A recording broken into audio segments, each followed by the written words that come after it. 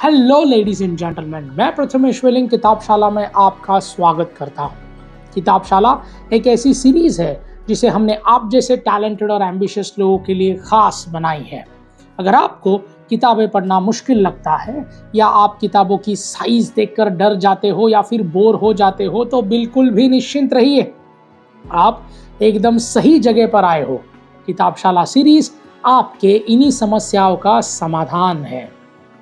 आज के एपिसोड में हम बात करेंगे किताब मास्टर योर टाइम के बारे में और जानेंगे 7 core life lessons under 7 minutes.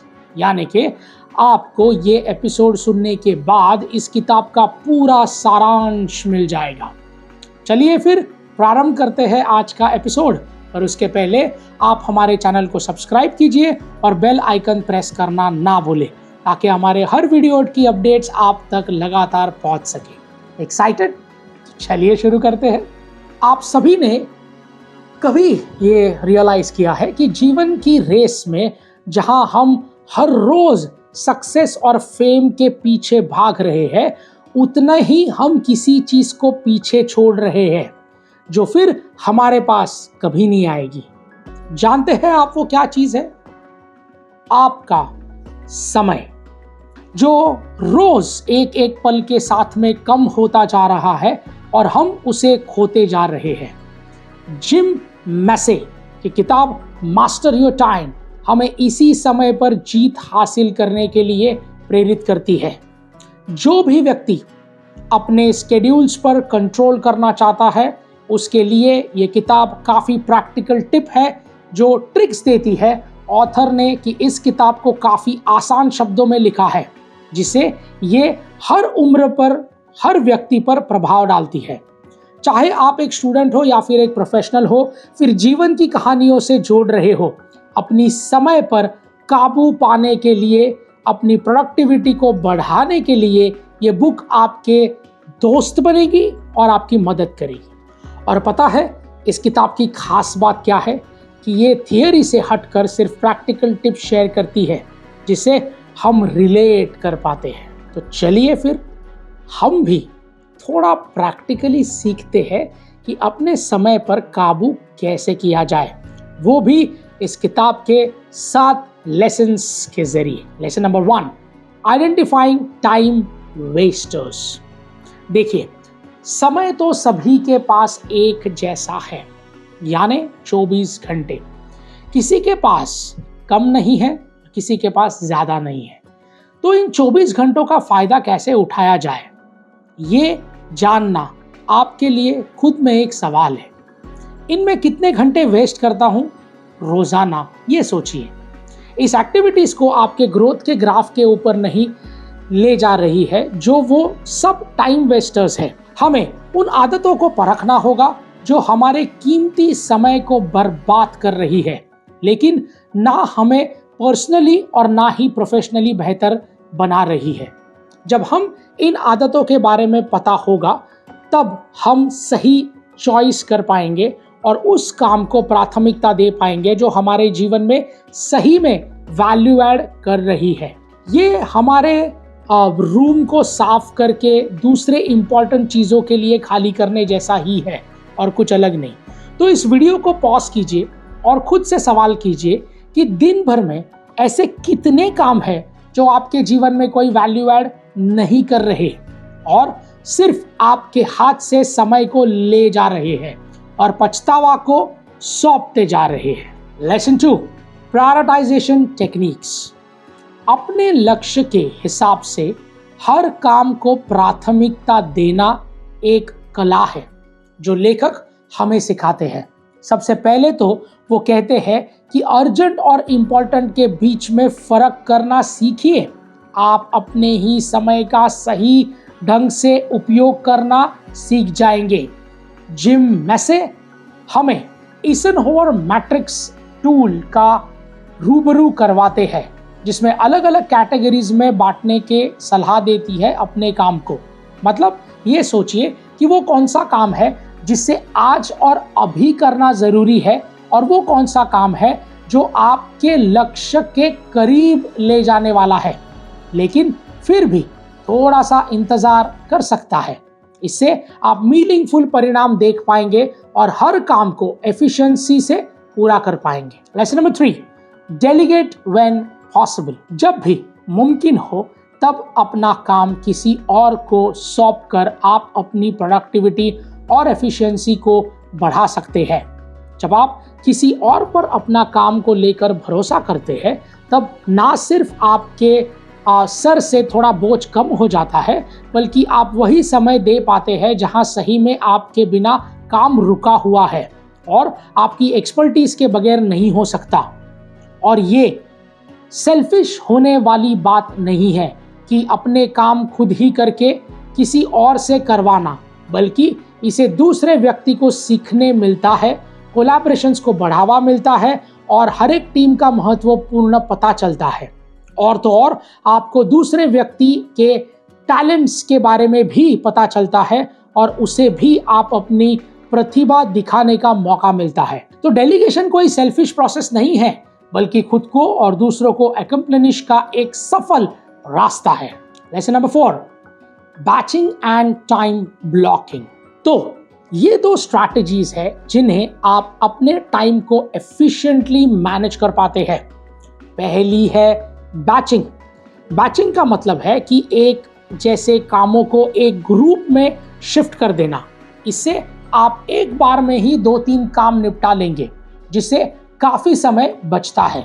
For example, एक बार में अपनी सारी मेल्स को हैंडल कर लीजिए और फिर उसके बाद फोन कॉल्स पर शिफ्ट कर दीजिए। दूसरा है टाइम ब्लॉकिंग। टाइम ब्लॉकिंग का मतलब है कि हर एक्टिविटी के लिए एक स्पेसिफिक टाइम स्लॉट डिसाइड करना। इससे आपका फोकस और एफिशिएंसी दोनों बढ़ते हैं। फॉर एग्जाम्पल, ईमेल्स चेक करना fixed 1 our from 4 PM to 5 PM। उसके बाद फोन कॉल्स के लिए fix 1 our from 5:30 PM to 6:30 PM। इन दोनों की मदद से आपका ध्यान भटकता नहीं है और दिमाग में कोई तनाव नहीं होता।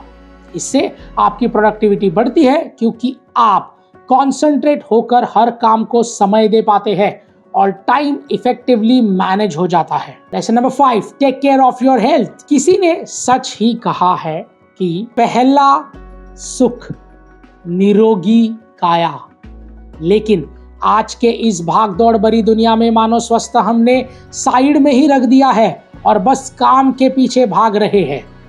अब प्रोडक्टिविटी भी जब भी बढ़ेगी या बढ़ती रहेगी तब आपका शारीरिक और मानसिक स्वास्थ्य एकदम बढ़िया होगा। अब अच्छे स्वास्थ्य के लिए आपको मेरी 2-3 बातें माननी पड़ेंगी। उसके लिए आपको रोजाना एक्सरसाइज करनी है, जिससे आपकी एनर्जी बढ़ेगी और आप फिट रहेंगे। एक अच्छी और बैलेंस डाइट के अपनाना चाहिए, जिससे आपके शरीर को सभी इंपॉर्टेंट न्यूट्रिएंट्स मिलेंगे और आपके दिमाग और शरीर की गाड़ी फुल स्पीड में दौड़ेगी। तीसरा है सबसे जरूरी, जो आप सभी को करना बहुत पसंद है, सोना, मतलब एडिक्वेट स्लीप। दिमाग को शांत करने के लिए, याददाश्त अच्छी रखने के लिए और इमोशनली स्टेबल रहने के लिए एक अच्छी नींद लेना बहुत आवश्यक है। लेकिन इसका मतलब ये नहीं कि आप बस सोते ही रहे। एडिक्वेट का मतलब है 7 से 8 घंटे की साउंड स्लीप, जिससे आपकी बैटरी रिचार्ज हो सके। फिर आता है स्ट्रेस मैनेज करना, यानी माइंडफुलनेस, मेडिटेशन और रिलैक्सेशन के जरिए अपने फोकस को बढ़ाना और चिंता को कम करना।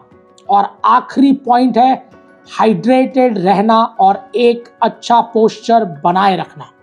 तो इस तरीके से जब आप अपनी हेल्थ का ख्याल रखते हैं तब आपका स्टैमिना बना रहता है और आपकी मानसिक क्षमता भी बनी रहती है, जिससे आप सभी काम एफिशिएंटली पूरे कर पाते हैं। Lesson number 6, effectively conversational skills. सभी टाइम मैनेजर बनने के लिए आपकी प्रोडक्टिविटी से ज़्यादा ज़रूरी है कि आप कम्युनिकेशन कितना अच्छा रखते हैं। गलतफहमियों से बचने के लिए, किसी भी काम में देरी ना हो इसके लिए और अपने कलीग से एक अच्छा संबंध के लिए ज़रूरी है कि आप अपनी हर बात साफ शब्दों में रखें। टाइम मैनेजमेंट में सही कम्युनिकेशन से लेखक कहते हैं कि चाहे आप दूसरों की उम्मीदों को समझे, बिना कुछ छुपाए सारी बातें शेयर करें और सामने वाले को भी अपनी बात खुलकर रखने का मौका दीजिए। तो इससे आपके और आपकी टीम के हर काम में एफिशिएंसी बढ़ती है और इन रिटर्न समय का भी सदुपयोग होता है। Lesson number 7, plan your day in advance. हर शाम को 5 से 10 मिनट निकालकर अगले दिन का क्या करना है उसका एक रोड मैप तैयार कीजिए, जिसे सुबह उठने पर ही आप काम पर लग जाएंगे और सोचेंगे, समझने में वक्त ज़ाया नहीं करेंगे। तो सबसे पहले जो सबसे इम्पॉर्टेंट 3-4 काम है उनकी एक लिस्ट बनाइए। याद रखिएगा, वो आपके लक्ष्य से जुड़े होने चाहिए। हर काम के लिए एक अलग टाइम फिक्स कीजिए। जब आप ज़्यादा प्रोडक्टिव होते हैं, जैसे सुबह सुबह, तब आप सबसे ज़्यादा इम्पॉर्टेंट काम को ख़त्म कीजिए। और याद रखिए कि सब कुछ एकदम कट टू कट मत रखिएगा, थोड़ा सा बफर टाइम रखिएगा कि अगर स्केड्यूल थोड़ा सा भी इधर उधर हो गया तो कभी भी आप कोई प्रॉब्लम में नहीं आएंगे। जब आप एक दिन पहले ही अगले दिन की तैयारी कर चुके होंगे, तब आप डिसीजन लेने वाले उस थकान से बच जाते हैं और सुबह उठते ही आप स्केड्यूल एक मिशन की तरह शुरू करते हैं और इसी से आगे बढ़ते हैं। इससे आपको रास्ते में आने वाली प्रॉब्लम्स का और उनके सॉल्यूशंस का भी हल्का फुल्का अंदाज़ा लग जाता है। और सबसे बड़ी बात, प्लानिंग हो तो प्रोक्रास्टिनेशन होने के चांसेस भी नहीं होते हैं। और ऐसा नहीं है कि एक प्लान बना दिया तो जिंदगी भर उसी को फॉलो करना है। अरे भाई, वक्त आने पर मॉडिफिकेशन ज़रूरी है। अगर कहीं बाहर जाना है या फिर दोस्तों के साथ पार्टी में जाना है तो उसे अवॉइड मत कीजिए, बल्कि उसे भी अपने स्केड्यूल में जगह दीजिए।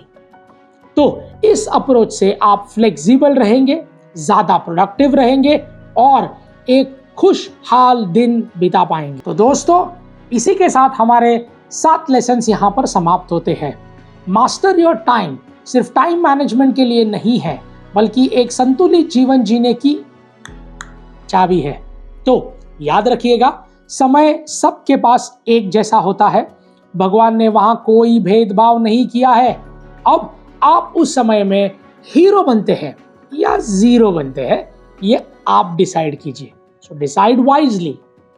सो लेडीज एंड जेंटलमैन, इस किताब को एक ज्ञान का खजाना समझना बिल्कुल सही है, लेकिन आपके दिमाग को सिर्फ इंफॉर्मेशन से भर देना हमारा मकसद बिल्कुल भी नहीं, बल्कि हम बस एक माध्यम है, एक कैटालिस्ट है, जो किताबशाला के जरिए दुनिया का सर्वश्रेष्ठ ज्ञान आप तक सही टाइम पे सही भाषा में पहुंचाने की कोशिश कर रहे हैं। तो इस ज्ञान को सिर्फ ज्ञान ना रहने दें, इसे अपने रोजमर्रा के जीवन में इस्तेमाल कीजिए और अपनी जिंदगी को एक नई दिशाएं दिखाइए। किताबशाला के अगले एपिसोड में फिर मुलाकात होगी, जहां हम बात करेंगे मेगा लिविंग किताब की, जो आपको आपकी पूरी क्षमता को यूज करने के लिए प्रेरित करेगी। So ladies and gentleman, till then this is Prathamesh Veling signing off, until we meet next. Thank you.